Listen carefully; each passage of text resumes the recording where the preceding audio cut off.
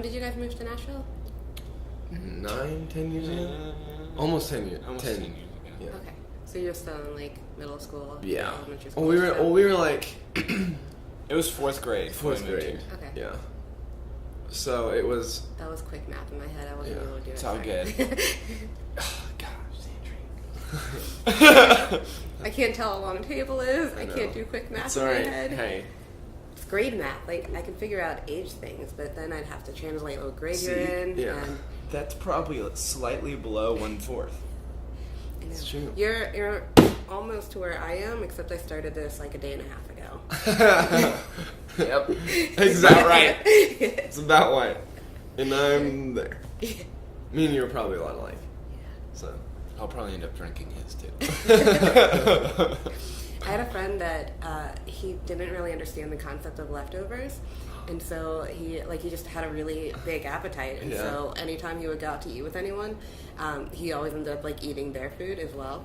And so I think we went to Sopapia's, and that place is amazing. no, it is so good, but they give you like such large portions. Yeah, It was the okay. first time ever he was not able to like finish his meal. Seriously? And so I had to explain to him like how you get a carry-out box and you take it home and you like Seriously? eat it later. Yeah, Dang. it was pretty amazing. How old was this person?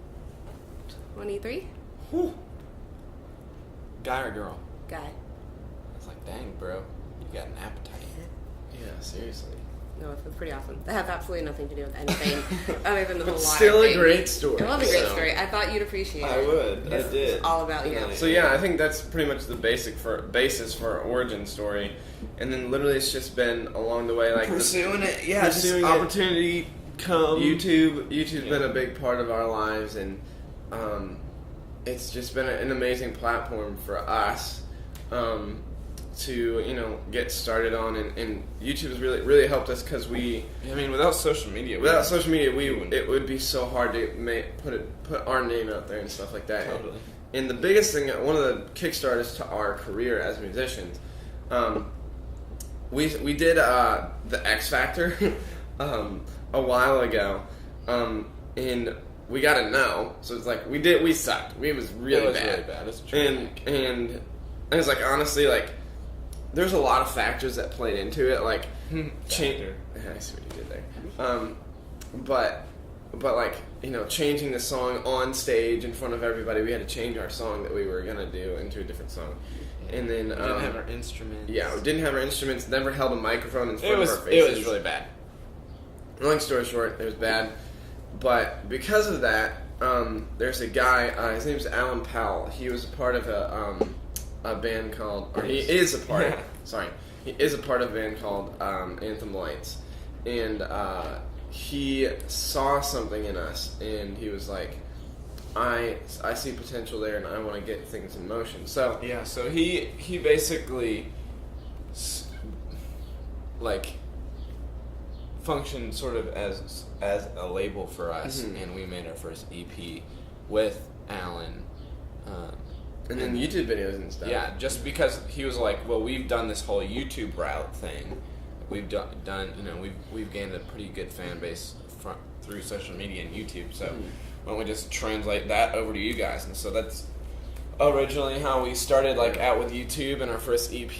And we're not working with Alan anymore. We're still great friends, but that he was a big him and all the Anthem Lights guys have been we're super instrumental, definitely in at least for initially helping us and giving us a nice little kickstart. Yeah. When you started working with them, were you already thinking this is what you wanted to do all the time, or was it? I think it was more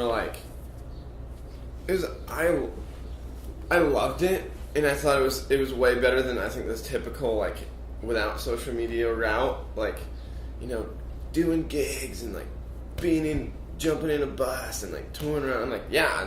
At that time I didn't find that as appealing, but being able to sit in our car and make videos and do awesome stuff and post it to YouTube. And I think at that point it was we had kind of realized yes, this is what we're supposed to do with our lives.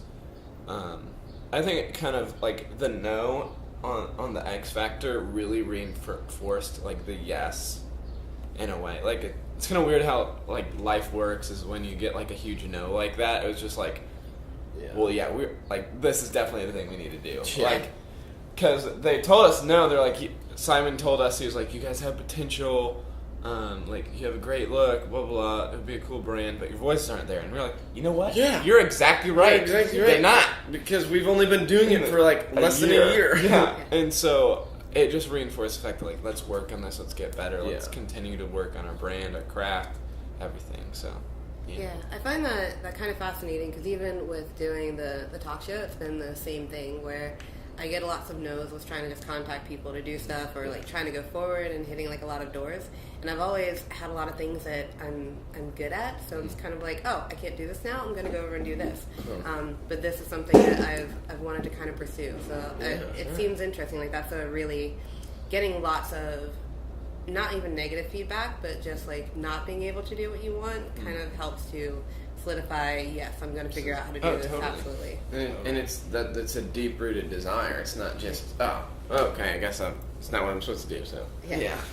Yeah. It's just, it's testing. It's testing you. Like, do you actually want to do this? Like, is it worth putting time and effort into? So, that was a big thing for us, and that's the kickstart. And then another kickstart was when we went to LA and filmed the video, so.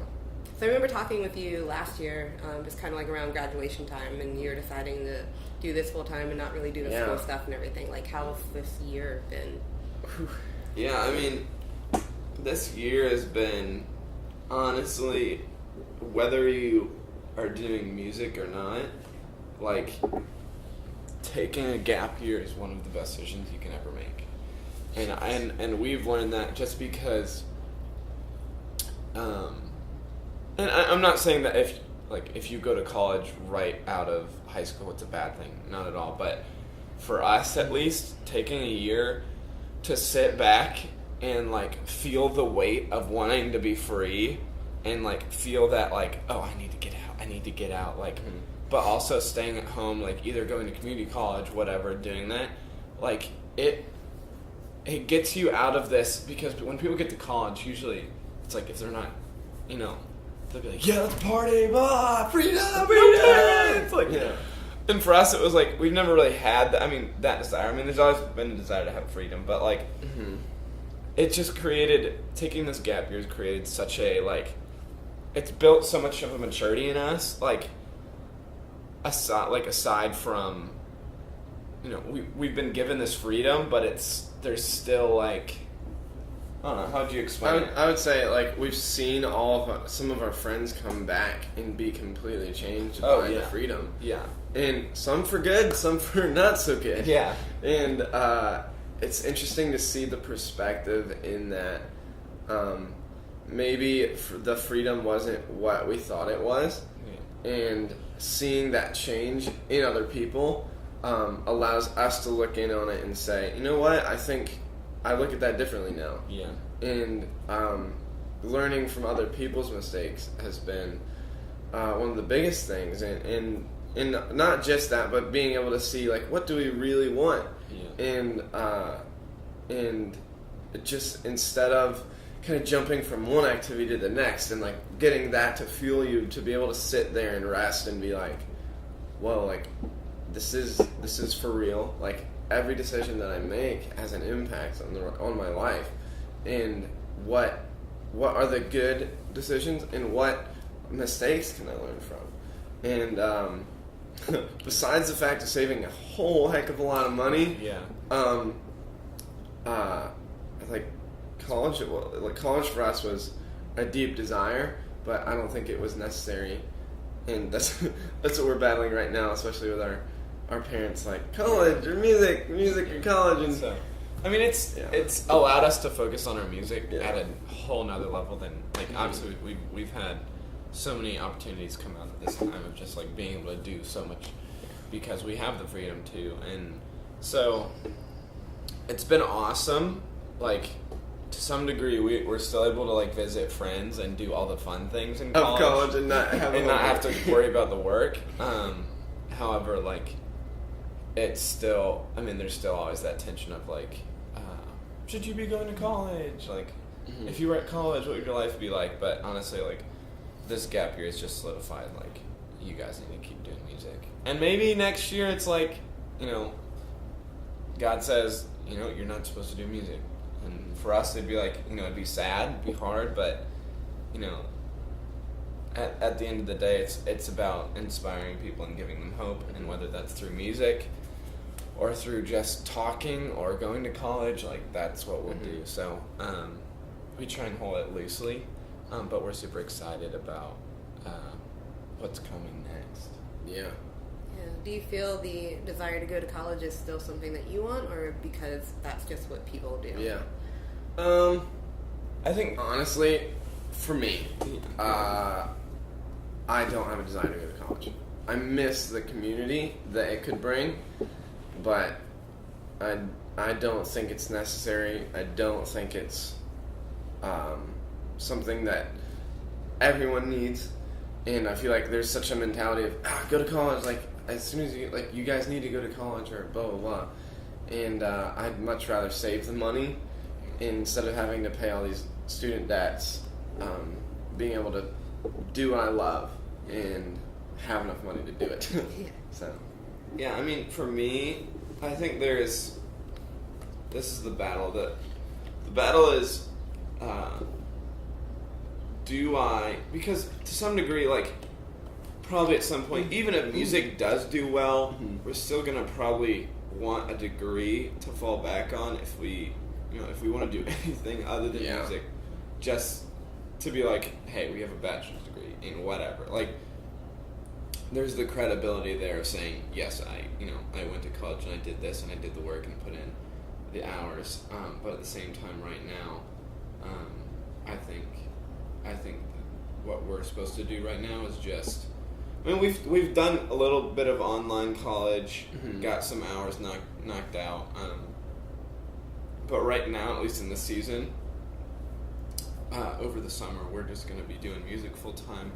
We'll probably take classes at like a Columbia State Community College. Next, what is that? Fall semester, right? Yeah. Yeah, fall, spring. Yeah, it's fall. Seasons, man. It's already May. Yeah.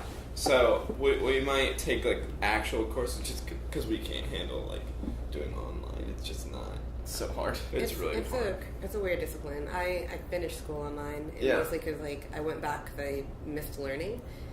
Because I do enjoy that part, and then I finished just because I'm like, I put all this into it. I may as well do that.